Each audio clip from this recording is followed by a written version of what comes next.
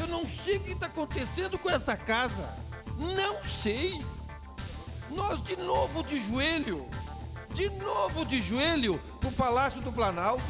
É lamentável e vergonhoso o que nós estamos vendo, o que a Câmara dos Deputados está fazendo com os agentes de saúde do Brasil. Todos os senhores estão vendo todo dia na imprensa de forma desrespeitosa e leviana com esta casa, acusações que a Câmara prepara pautas bombas para o país. Não pauta bomba coisa alguma. Vamos sim votar o piso dos agentes comunitários de saúde. O piso salarial, nos últimos 5 anos, cresceu 60%. O salário mínimo cresceu 54%. E no mesmo período, presidente, o FPM apenas cresceu 23%. A situação urge de se encontrar. Uma porta urge de se abrir.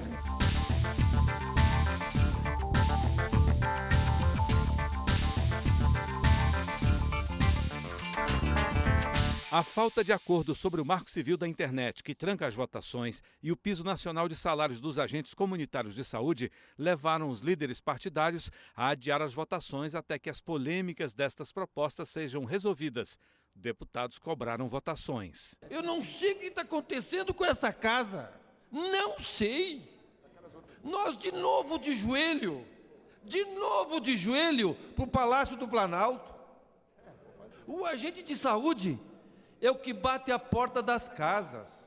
Diminuíram as internações, diminuiu a mortalidade infantil, aumentou o aleitamento materno, aumentou o índice vacinal. O agente de saúde que está lá, de pé no chão, de bicicleta ou caminhando, fazendo isso no Brasil inteiro, dando economia para as prefeituras, para os estados e para a própria União, e agora se une,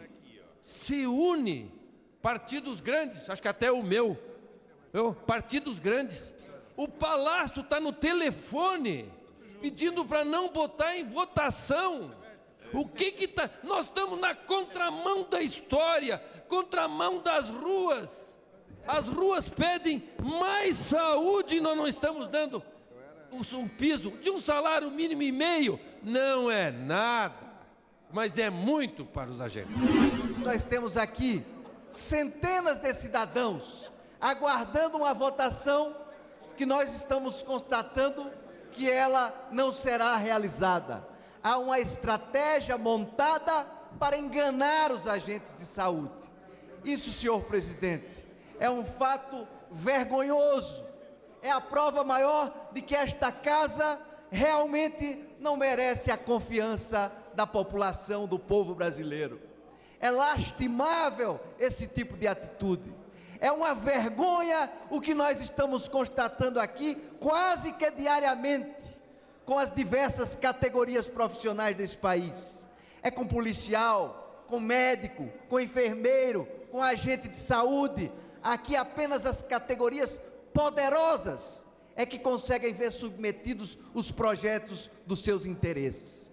É lamentável e vergonhoso o que nós estamos vendo, o que a Câmara dos Deputados está fazendo com os agentes de saúde do Brasil. Tanta mentira e enganação para enrolar, ludibriar os agentes de saúde do nosso país. Eu estava convencido, presidente Henrique, que nós íamos construir um entendimento. E esse entendimento foi possível, está sendo possível, também pela colaboração determinante de Vossa Excelência de pautar a matéria. Ontem, numa importante reunião com os líderes da base do governo, avançamos. Hoje, avançamos mais. E eu posso assegurar de público que na próxima terça ou quarta-feira, presidente Henrique, a bancada do PT vai votar favorável ao piso nacional dos agentes comunitários de saúde. O presidente da Câmara reagiu às críticas na imprensa de que algumas proposições a serem votadas pela Casa são uma pauta-bomba, com impacto nas contas do governo. Todos os senhores estão vendo todo dia na imprensa de forma desrespeitosa e leviana com esta casa, acusações que a Câmara prepara pautas bombas para o país. E citam agente de saúde e citam a PEC 300. Eu já li não sei quantas declarações de que há uma preocupação de que a Câmara, pelo seu presidente, sobretudo, prepara pautas bombas para o país, como se a Câmara tivesse essa irresponsabilidade. Então, eu quero aqui dar 2 exemplos claros da tremenda injustiça que se faz com essa casa, com todos os senhores deputados. Por exemplo, a PEC 300, tão falada, decantada, pauta bomba da PEC 300, responsabilidade da Câmara.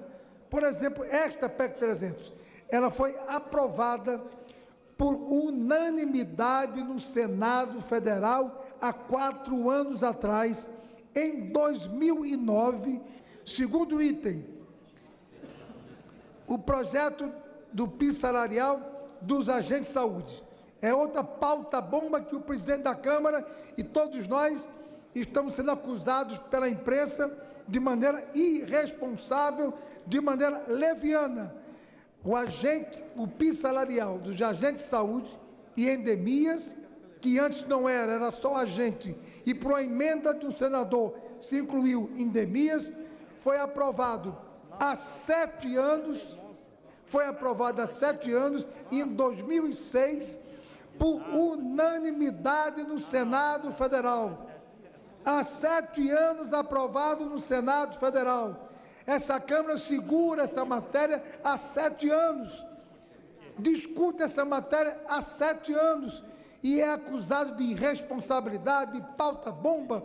Isso é uma profunda injustiça que não posso aceitar com essa casa em relação a nenhum parlamentar. Pelo contrário, em relação a agente de saúde, depois de 7 anos é que nós estamos por dever pautando essa matéria, quantas vezes por mim já anunciada, sem poder cumprir minha palavra, adiada para que afinal terça-feira que vem, acordado agora uma fórmula com o Poder Executivo, a gente possa cumprir a nossa palavra para termos cara de poder voltarmos para os nossos estados com o dever cumprido. Na verdade, a imprensa colocou essa história de pauta bomba reproduzindo uma tese do governo. Quem cunhou essa expressão de pauta bomba foi o Gabinete Civil da Presidência da República, não foi invenção da imprensa, não. Então, a imprensa reproduziu a tese que foi muitas vezes espalhada pelo Poder Executivo, que entende agentes comunitários de saúde como pauta bomba. Não tem pauta bomba coisa alguma. Vamos sim votar o piso dos agentes comunitários de saúde.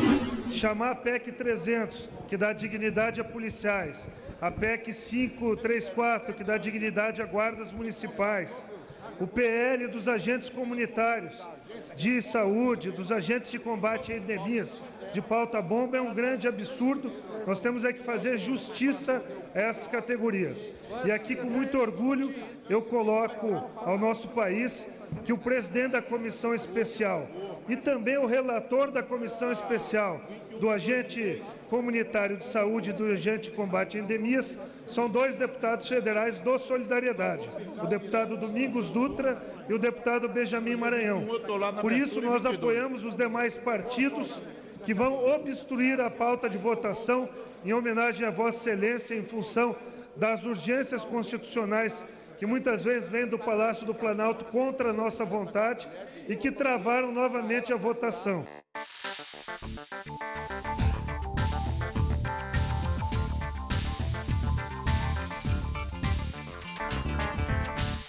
Diante da possibilidade de o Supremo Tribunal Federal decidir pela prisão de parlamentar envolvido no esquema do mensalão e da afirmação do presidente da Câmara de não votar pedido de cassação de mandato enquanto a votação for secreta, o deputado Vanderlei Macris pediu pressa ao presidente da Casa para votar a proposta do voto aberto. Estamos prestes a ter mais 3 deputados condenados, levados à prisão.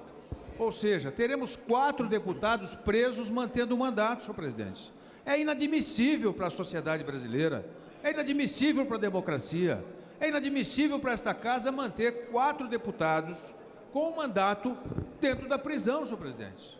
Portanto, nós não podemos correr o risco, sequer, Vossa Excelência, que preserva o interesse desta casa, de ter mais um deputado. Caso Vossa Excelência não coloque para votar o caso do mensalão, dos deputados envolvidos no caso do mensalão, senhor presidente, o que é que vamos ter? Vamos ter uma situação muito difícil, ou seja, manter o mandato dos deputados presos. Então eu faço um apelo a Vossa Excelência, sob o interesse desta casa que Vossa Excelência tem defendido, que coloque em votação essa emenda. A emenda que está pronta, é evidente que não teremos um acordo integral dos parlamentares, mas seria de bom alvitre, do interesse da democracia, da sociedade brasileira, que Vossa Excelência pautasse essa emenda constitucional. Eu falei hoje com o senador Renan, eu sinto que é como se o Senado esperasse que a Câmara votasse essa PEC, e nós aqui, como foi dito pelo Colegio de Líderes, esperando que o Senado cumpra o seu dever e vote a PEC que está lá. Então, hoje eu falei com o senador Renan Calheiros, e ele me assegurava, né, que tentaria votar hoje o orçamento impositivo e amanhã a PEC do voto aberto, que é o risco que eu não quero correr aqui. Vindo essa PEC aprovada, você como relator, já tem informação do PT, do PMDB e de outros partidos que vão emendar para tornar o voto aberto para tudo de novo. Isso acontecendo, emendando a sua PEC, lá vai para o Senado de novo. Então, não vai resolver com a urgência que nós queremos. Eu quero evitar isto. Se todos comprometessem a votar só o voto aberto para cassação, estava resolvido. Mas o PT já anunciou, e o PMDB também, que vão emendar para fazer voto aberto para tudo que foi a decisão da casa. Que, aliás, já é uma decisão desta casa. Vão emendar, vai para lá e não resolve o problema. Então, eu estou, num bom sentido, pressionando o senador Renan para que o Senado amanhã tome essa decisão para que ele possa tomar rumo. Não vamos ficar nesse jogo de empurra. A Câmara votou e o Senado segurou. O Senado votou e a Câmara segurou. Nunca fizemos pré-julgamento de ninguém. Mas transitado e julgado, nós temos que dar a resposta. E se tiver que votar em plenário, que seja pelo voto aberto. E nós temos que votar a PEC do Senado, se lá no Senado não votar a PEC que por aqui transitou. Por isso, nós não podemos mais delongar. Não podemos mais entrar neste jogo de empurra. Nós temos que resolver isso definitivamente. Transitado e julgado, não há nenhuma razão mais de tolerar.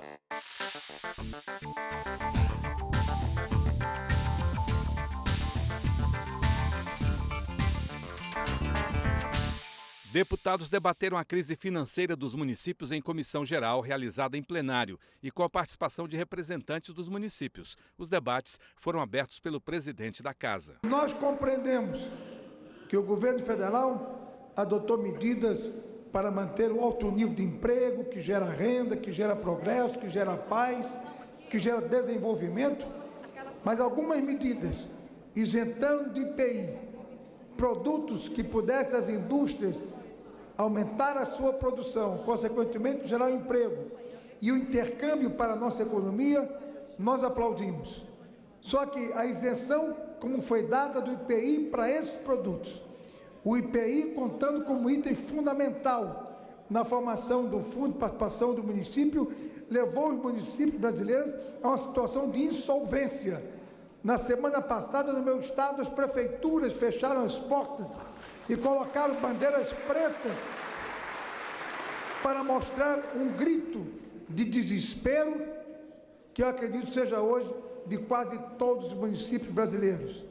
E nós sabemos que esse país, na sua grande maioria, é formado de municípios que dependem quase unicamente do Fundo de Participação dos Municípios, que compõem praticamente a sua renda, compõem praticamente o seu orçamento. Mas do jeito que a situação está, e se assim continuar, não poderão honrar, inclusive, o pagamento do 13º salário agora no mês de dezembro. E não adianta se tapar o sol com a peneira. Todos nós sabemos dificuldades, nós temos plena compreensão das dificuldades, nós temos plena responsabilidade do conjunto da obra do país, que envolve o Poder Executivo, Poder Legislativo, Estadual, Municipal, mas uma situação urge de se encontrar, uma porta urge de se abrir. O piso salarial, nos últimos 5 anos, cresceu 60%. O salário mínimo cresceu 54%. E no mesmo período, presidente, o FPM apenas cresceu 23%. Por falar nas desonerações que o presidente falou, nós de 2008 para 2012, de renúncias fiscais e IPI, que tem um impacto direto no FPM, nós saímos de 46 bilhões para 65 bilhões. Isso tem um impacto direto, Benes Leocádio, de 7 bilhões a menos para o FPM. É exatamente o valor da PEC 39, que estamos pedindo aqui, 6,9 bilhões. Mas eu entendo o presidente da Câmara, que tem que ter responsabilidade, e eu aqui como segundo vice-presidente, ele sabe que nós temos que estudar e votarmos de acordo com o que possa ser bom para cada um. Mas chegou o momento dessa casa receber isso, receber o apelo dos prefeitos, porque essa casa é uma casa do povo, é uma casa que quando essas galerias enchem, elas pedem, elas vêm, a Câmara acaba cedendo.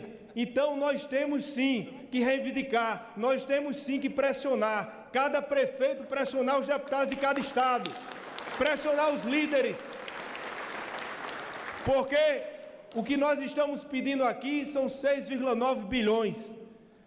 O Bolsa Família custa 23 bilhões por ano. Estamos pedindo aqui, se for 1% esse ano, e aumentar 2% ano que vem, Benes, que nós já estávamos conversando sobre isso, dá 3,1 bilhões esse ano, 14% do valor do Bolsa Família, e 6,2 bilhões para o ano que vem, que é apenas 29%. Quem conhece o sistema tributário nacional, e eu sou professor de direito tributário, sabe o número de impostos que a União tem competência e o número e quais são os impostos dos municípios. Sabe quais foram as atribuições dadas pela Constituição aos municípios e quais foram as receitas que lhe foram previstas. Tanto os tributos como o fundo de participação dos estados e municípios. Estão previstos na Constituição que o senhor Aécio Neves ajudou a redigir. Senhor presidente, foi na época do presidente Fernando Henrique Cardoso, que o senhor Aécio Neves era presidente dessa casa, que houve uma aguda concentração e uma manobra enfraquecendo os municípios. Vocês sabem disso. Eu sou professor, sou auditor da Receita Federal, e foi nessa época que tirou-se peso do IPI, que tirou-se peso do imposto de renda e transferiu-se para as contribuições. Foi aí, nesse momento, que as contribuições ganharam peso. E de quem é a exclusividade das contribuições, senhores prefeitos? A exclusividade das contribuições são da União, é da União. Então, discurso é uma coisa, prática é outra. Vamos acabar com essa história de querer enganar quem já tem experiência suficiente para não ser enganado. Nesse momento, mesmo com a aprovação da PEC do Fundo de Participação, ele será um cânfora, porque se pegar 1% de 22,5%, teremos 4,4% de aumento no Fundo de Participação dos estados e municípios. É importante, mas não resolve o problema dos municípios. A crise da federação é grave. A camiseta ali retrata e espelha bem. É a maior e mais brutal crise da história federalista desse país. Estados e municípios estão numa situação dramática. A centralização dos recursos, que sempre foi muito grande no Brasil, teve um alívio na Constituição de 88, quando os municípios e estados saltaram de 32% do IPI, do Imposto de Renda, para 57% do IPI e 47% do Imposto de Renda, contrariamente do que foi dito aqui. Foi uma grande, gigantesca conquista constituinte que o presidente Henrique participou. Foram transferidos para os estados os antigos impostos únicos de energia, combustível, telecomunicações, minerais e transportes. Foi criado um adicional de imposto de renda que depois viemos a perder. A Embrapa vive um momento difícil de contingenciamento de recursos. Infelizmente, tem sido essa regra que a cada ano sacrifica importantes estruturas de pesquisa e desenvolvimento. Temas de interesse nacional debatidos em plenário. A reação e propostas dos deputados. Fatos e opiniões. A chegada do corpo do ex-presidente na base aérea de Brasília como ex-ministro da Secretaria Especial de Direitos Humanos. E lá estarei, amanhã às 10 horas. João Goulart será recebido como chefe de Estado. Se foi envenenado ou não, saberemos após o laudo dos peritos. Mas recebê-lo com as honras de chefe de Estado é uma homenagem à democracia de que tanto nos orgulhamos.